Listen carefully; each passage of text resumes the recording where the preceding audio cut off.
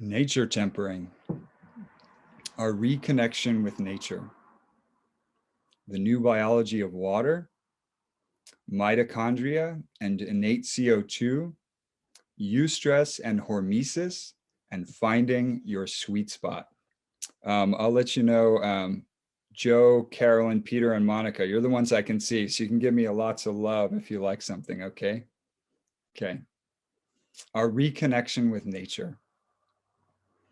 In the dawn of human history, we existed fully connected to nature. So I'd like you to imagine your body and your cells in this environment as I describe it. Our bodies and cells lived in natural light.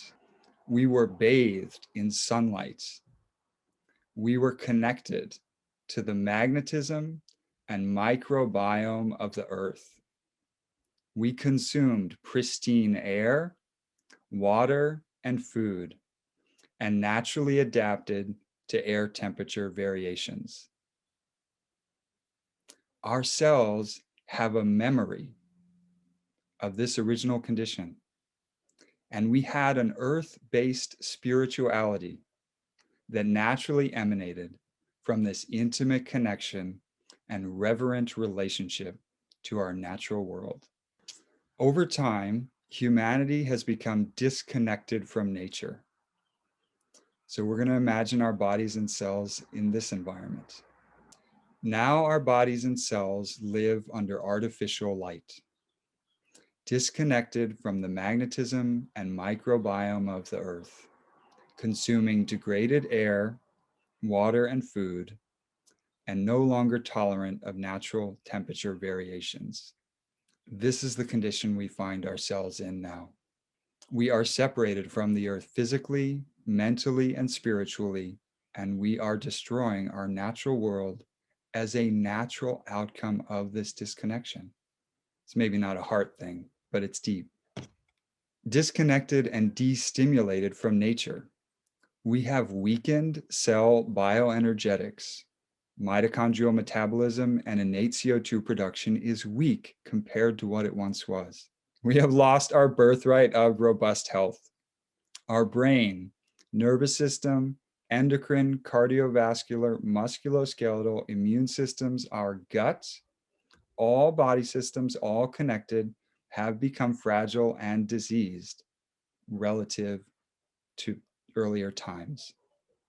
And our breathing is a reflection of this deteriorated condition of our biology, but also of our mind and our spirits. Nature tempering is our doorway to this reconnection. It is our design and creates the conditions for thriving cells, thriving body, mind, and spirit. It is a process by which we consciously expose ourselves to the natural elements to reclaim our robustness and birthright of vitality, health, and happiness.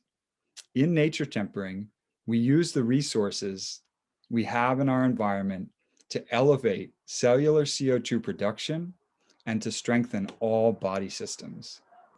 All right, here we go. The new biology of water.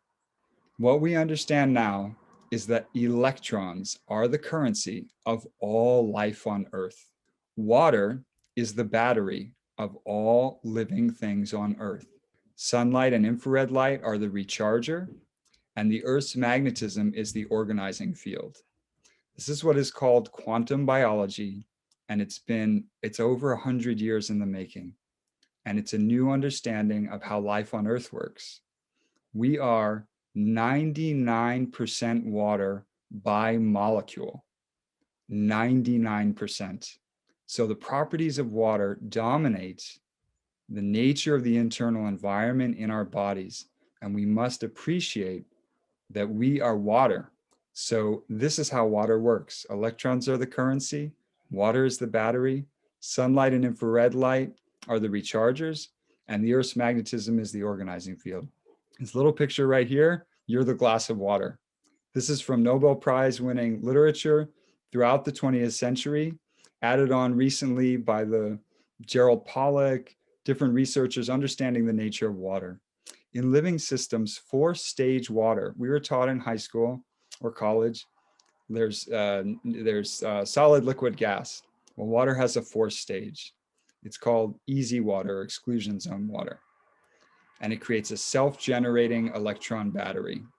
And it's recharged by sunlight and infrared light. And this powers all biochemical reactions in the body, organized by the Earth's field. Mitochondria are the energy producers in cells. And what they do is they shuttle light-encoded electrons within a living water medium to create ATP, water, and CO2. That's the CO2 right there that comes from within, and it's produced in our mitochondria by the shuttling of electrons to create energy, water, and CO2. That is living water. Water has a special property. It has surface tension and a quality of magnetism.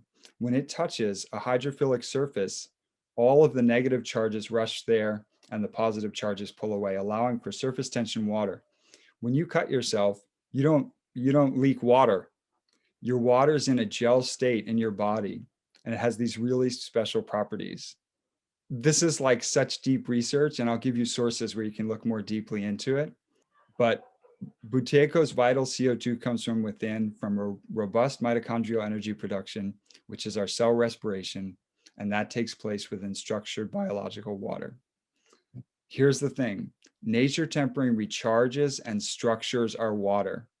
And I'll go deeper into this. It supercharges mitochondrial redox, which is the measure of mitochondria health and vitality. And it's where innate cell energy and CO2 generation comes from. So how do we recharge our water? We put it in the sunlight. We connect it with the earth. We expose it to heat and to cold. We expose our skin to the air. We have a clean inner ecology, and we have inner peace. That is where we have really alive, really energized water within which all biochemistries happen. It directs all biochemistries in the body. How do we degrade our body water, weakening our mitochondria, their energy production, and their CO2 generation? We sit under artificial light in non-native man-made EMF. We have a lack of heat exposure, a lack of cold exposure, a lack of sun exposure to air, the skin exposure to air. We have a toxic inner ecology, and we have stress. So those are the choices there. And modern life has set us up for this silly illustration, which is silly and painful because it holds some truth. How about this picture? From water biology to human systems biology, nature tempering strengthens all body systems.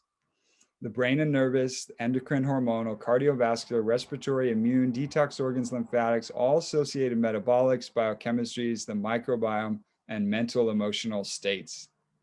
How does it have system-wide benefit? It is attributed to systemic upregulation of protective, adaptive, physiologic, and biochemical responses, and systemic downregulation of inflammatory, maladaptive, physiological, and biochemical responses. It resets the stress response. Stress is the source of most disease. Stress, through many names, is the source of overbreathing. And it resets the stress response, optimizes brain and body chemistry. So let's learn about stress and the new understanding of stress that we need so that we can engage in nature tempering effectively and safely. First thing to know is there's beneficial stress, and it's called Eustress. This is Hans Selye, and this is the chart. Everything is here. This is decades of research by many, many people that are encompassed in this chart. When we are sick or when we have a challenge, we have basically ended up in distress, and our whole physiology is fatigued, exhausted, then ill, and then broken down. This is where illness happens. So chronic distress leads to breakdown and illness and fragility in the body, including the metabolism, CO2 production, all the way down to cell energetics. So when we start, what do? We need to go from distress to calm. So the first thing we need to do is learn how to go into a calm state. That's the beginning of our Buteyko practice. Once we have a foundation of calm, and only then can we begin to engage with Eustress, which is where we have positive stress that makes us stronger. You need the foundation of calm first, and then you can go into your Eustress, where you stress the system and it positively adapts and grows stronger. Examples of Eustress are nature tempering, physical activity, fasting, and any kind of stress where we grow by challenge and we grow successfully in that challenge. Nature tempering is that challenge. Another really important stress is hormesis or hormetic stress. And this is how you learn to find your sweet spot in nature tempering. The term hormesis comes from Greek, which means rapid motion and eagerness. It is itself from ancient Greek, which is to set in motion, impel, and urge on. The nature of stress is that the right amount of stress applied consciously, such as nature tempering, physical activity, and fasting, and many other things, create a large positive adaptive response. So if we see a dose here and we imagine, let's say, I posted videos of me going into freezing, crazy cold. That could kill a person in a high dose. It could also weaken a person in a too great a dose. But in just the right dose, not only does it not kill and not weaken, but it creates a huge adaptive response, which strengthens, creates more robustness, clears out, and vitalizes the body and its energy. That's the sweet spot. It doesn't matter how much or how intense. It's the right amount that creates the right response. Beyond that is overwhelm, and beyond that is harm. So finding your sweet spot, it doesn't matter the intensity, it doesn't matter the amount. It's totally individual to you in that moment on that day. But when you start to recognize that, then you'll know how to guide yourself safely and effectively in this process. Awesome? Okay.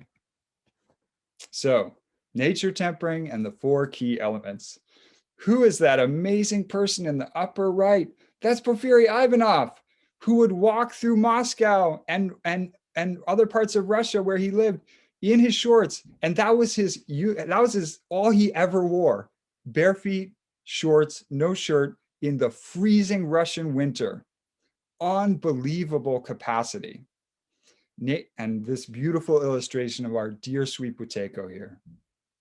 Nature tempering comes from a concept of hardening steel or metal by intense contrast of heat and cold exposure. In Russia, pioneers like Porfiry Ivanov, who was a mystic with many, many followers who developed his own system of health and spirituality, and MDs like Buteyko systematized Russian tempering for health improvement. Now, the key here is that you use what you have in your environment. In Russia, there's a lot of cold. So they got really good at using the cold. But we adapt to our environment and what we have available. Dr. Buteyko created positive maximum pause guidelines. And this was a huge contribution to Russian tempering, which had already been systematized by medical doctors in Russia and is commonly known by all Russian people. And he said that below a positive maximum pause of 20 seconds, you really just want to be comfortable. That's what the system needs. It's been distressed so much that it really just needs to learn how to be calm, and it can't handle excessive stress. From a positive maximum pause of 20 to 40 seconds, gentle tempering is applied. Positive maximum pause of 40 plus seconds, robust tempering is applied and is a really essential tool to further development of the positive maximum pause. 4 key elements and how to apply them. We have the cold. Possible ways to apply them are cold showers, cold rubs, a bucket of water over your head that's cold. That was a method of Porfiry Ivanov. He said every day, go outside and pour a bucket of cold water over your head. There's the snow, rolling around in the snow, ice, swimming in cold natural water. With heat, we have things like sauna, very traditional, sweating while exercising, a hot bath or shower, steam room, and a steam bath where you have a towel over your head. As far as the sun and earth, which we put together just for purposes of clarity during this module, sunrise, sunset, sun gazing, a sun bath, bare feet on the earth, hands in the dirt. For air, we have reduced clothing, reduced temperature in our homes, bare feet indoors, no hats, open windows, bare arms and legs inside or outside. Nature tempering benefits. The benefits of heat exposure are, but not limited to, improved athletic performance, prevents muscle atrophy, improves insulin sensitivity, neurogenesis, learning and memory, longevity, and going back to our new biology of water, it recharges the body water battery for optimal mitochondrial energy and CO2 production. The reason is that water gets recharged by light. And one component of sunlight is infrared light. Infrared light is also known as heat. That is why when you go out in the sunlight or you take a hot shower, your system plumps up. That's a state change in the water of your system that's getting energized so that its cellular chemistry can happen more effectively. And it's the same thing that happens in sauna. The body plumps up because there's a state change in the physics of water. Cold exposure benefits: improves brain and function and neurogenesis, prevents neurodegeneration, decreases inflammation, improves immune function, improves cardiovascular fitness, decreases body weight, increases brown fat, increases antioxidant enzyme activity, increases mitochondrial biogenesis. You get more mitochondria. Oh my goodness, the producer of CO2 in our body, you get more of them by exposure to cold. That makes that a big one. Super cool, crazy cool thing is that it shrinks inside the mitochondria. There are respiratory proteins. Now, mitochondria are way smaller than even a cell. They're tiny. Inside mitochondria, way smaller than mitochondria, are respiratory proteins. Stress, inflammation, degeneration of the system, of the water, takes the respiratory proteins and changes their arrangement so that they do not function as effectively. When you go into the cold, you shrink the respiratory proteins into their perfect formation for optimal energy production and CO2 production. I'll say it again, when you go into the cold, you take the respiratory proteins in the mitochondria, whoosh, and they come into perfect formation for mitochondrial energy production and CO2 production. That is amazing. And I'll just leave it there. Next slide. Look at the joy in this child. The sun exposure benefits: reset circadian biology, which controls all growth, metabolism, and hormones. Say what? Resets circadian biology, which controls all growth, metabolism, and hormones. That's everything. And the sun does that. It increases dopamine. Dopamine in the brain allows you to think in the big picture. It increases melatonin, which is the master control of mitochondrial cell programs of autophagy and apoptosis. We can talk about that at length after the talk. That's a really huge one. It increases vitamin D, which is a master nutrient linked to immunity and bone metabolism and many other processes. It energizes cell water, decreases inflammation, increases gut health, increases cell oxygenation, increases mitochondrial redox potential, which is innate energy, water, and CO2 production potential in the cell. Amazing. What are the benefits of earth exposure or earthing? It restores the magnetism of body water and cells. It decreases inflammation, it lowers stress hormones, it increases cell oxygenation, and it exposes us to a healthy microbiome. We come out of our mamas, and that's our first and greatest exposure to bacteria that sets us up for our microbiome for life. This is Mama Earth, and this is where the microbiome comes from. Air exposure. Similar to cold and heat, it increases, so all the benefits of cold and heat, as well as increased skin oxygenation and microcirculation. Let's review. The new biology of water reveals that we are water energized by light and organized by Earth's magnetism. Mitochondrial metabolic function, innate energy, and CO2 generation is powered by electrons within a living water matrix. Nature tempering optimizes physiology, via upregulation of adaptive response mechanisms via Eustress and Hormesis. Nature tempering is a deep remembering, the call of our cells and our souls back into communion with nature and the elements. It's a reclaiming of our birthright of robust cell metabolism, vitality, and happiness. Now, gently, slowly, and together we go into the sun, the earth, the air, the heat, and the cold. Here we come.